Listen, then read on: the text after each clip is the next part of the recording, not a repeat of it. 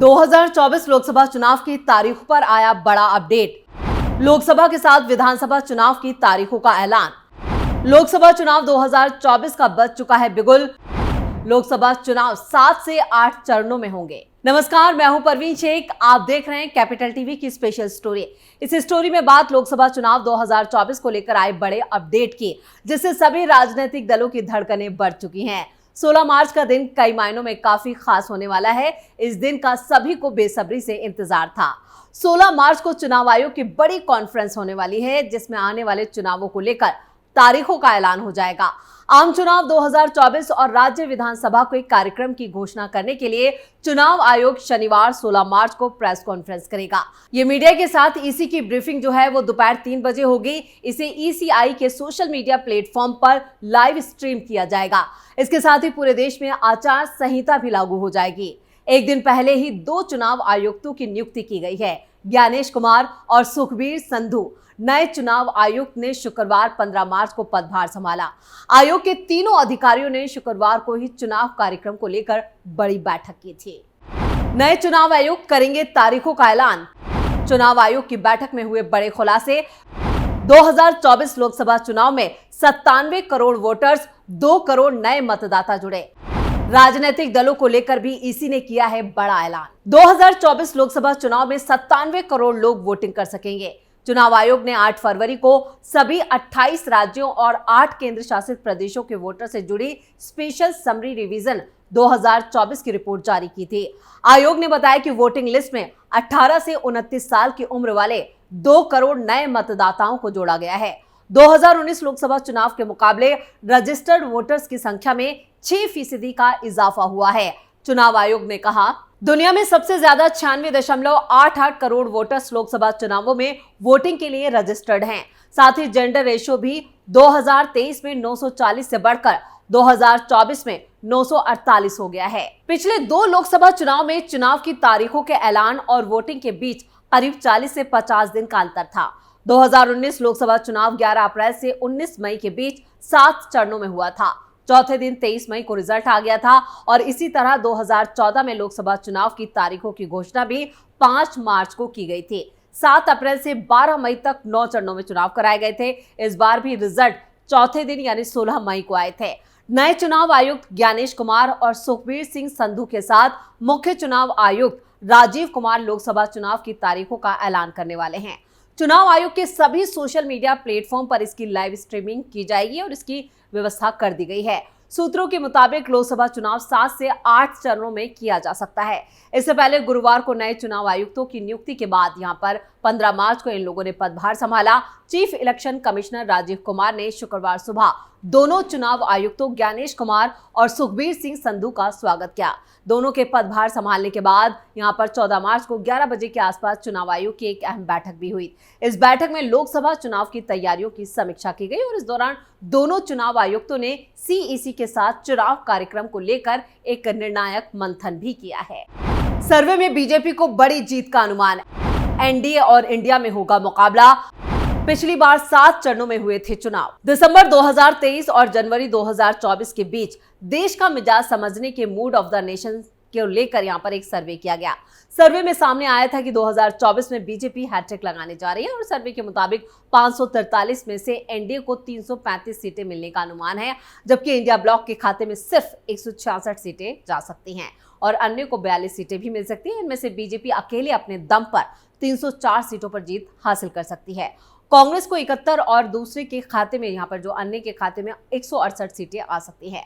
BJP की अगुवाई वाले एनडीए का मुकाबला करने के लिए विपक्षी पार्टियों ने इंडी गठबंधन बनाया है और इस गठबंधन में 2 दर्जन से ज्यादा विपक्षी पार्टियां हैं, जबकि एनडीए में करीब 40 पार्टियां हैं। एनडीए के पास इस समय 350 से ज्यादा सांसद हैं, जबकि इंडी गठबंधन के पास करीब 150 सांसद हैं। हालांकि कई राज्यों में इंडी गठबंधन को झटका भी लग चुका है, क्योंकि वहां की पार्टियों ने अकेले ही अपने दम पर या अकेले चुनाव लड़ने का फैसला लिया है। उदाहरण के लिए ममता बनर्जी की टीएमसी इंडिया ब्लॉक का हिस्सा जरूर है, लेकिन पश्चिम बंगाल की सभी 42 सीटों पर टीएमसी अकेले चुनाव लड़ेगी और कई राज्यों में तो यहां पर सीटों को लेकर अभी तक मतभेद बना हुआ है। 2019 में लोकसभा चुनाव जो था वो 7 चरणों में करवाया गया था और पिछली बार 10 मार्च को ही चुनाव आयोग ने तारीखों का ऐलान कर दिया था। पहले चरण की वोटिंग जो थी वो 11 अप्रैल और आखिरी चरण के लिए 19 मई को वोटिंग हुई थी। नतीजे जो थे वो 23 मई को आए थे। उस चुनाव के वक्त देश में 91 करोड़ ज्यादा वोटर्स थे, जिनमें से 67% ने वोट डाला था और 2019 के लोकसभा चुनाव में बीजेपी ने 2014 से भी बड़ी जीत हासिल की थी। 2014 में बीजेपी ने 282 सीटें अकेले जीती थी, जबकि 2019 में 303 सीटों पर जीत दर्ज की थी। वहीं एनडीए ने 353 सीटें हासिल की थी। बीजेपी को 37.7% से ज्यादा वोट मिला था, जबकि एनडीए ने 45% वोट हासिल किए थे। कांग्रेस 52 सीटों पर ही जीत हासिल कर पाई थी। लेकिन 2024 का चुनाव कई मायनों में खास होने वाला है। तो क्यों खास है इस बार का चुनाव, ये भी हम आपको बताएंगे। लेकिन पहले जान लेते हैं कि कौन है नए चुनाव आयुक्त सुखबीर सिंह संधू। उत्तराखंड के पदों से मुख्य सचिव पद तक महत्वपूर्ण सेवाएं देने वाले डॉक्टर एस संधू को चुनाव आयुक्त बनाया गया है। डॉक्टर संधू ने उत्तराखंड में all weather road Karnaprayag rail परियोजनाओं को धरातल पर उतारने में महत्वपूर्ण भूमिका निभाई।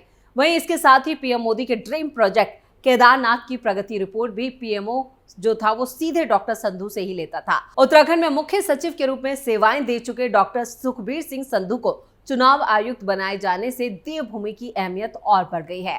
पंजाब में जन्मे संधू उत्तराखंड कैडर के अधिकारी हैं और देवभूमि से उनका गहरा नाता है। उत्तराखंड के मुख्य सचिव पद पर रहते हुए डॉक्टर संधू ने प्रदेश में 4 धाम ऑल वेदर रोड परियोजना और ऋषिकेश कर्णप्रयाग रेल परियोजना और जमरानी बांध जैसी महत्वपूर्ण परियोजनाओं को गति देने में खास भूमिका निभाई। केंद्र की योजनाओं को धरातल पर उतारने में डॉक्टर संधू की सबसे बड़ी भूमिका रही। डॉक्टर एस संधू भारतीय प्रशासनिक सेवा के 1988 के बैच के उत्तराखंड कैडर के अधिकारी हैं। उनका जन्म 6 जुलाई 1963 को हुआ था और डॉक्टर संधू ने पंजाब से ही MBBS मेडिसिन के साथ ही MA और LLB की डिग्री भी हासिल की है। डॉक्टर एस संधू ने उत्तराखंड में यहाँ पर विभिन्न पदों पर अपनी सेवाएं दी हैं। मुख्य सचिव पद से रिटायर होने के बाद वो इसी साल फरवरी में लोक आयुक्त के सचिव पद पर भी नियुक्त किए गए थे।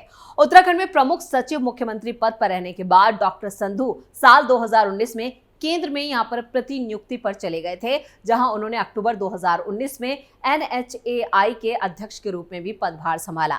NHAI के अध्यक्ष रहते हुए डॉक्टर संधू ने सड़कों का निर्माण और इससे जुड़े सभी विवादों का निपटारा करने में खास भूमिका निभाई थी। केंद्रीय सड़क परिवहन और राजमार्ग मंत्री नितिन गडकरी ने डॉक्टर संधू के NHAI में किए गए कार्यों को लेकर उनकी काफी तारीफ की थी। जुलाई 2021 में डॉक्टर संधू ने धामी सरकार में मुख्य सचिव का पद भी संभाला था।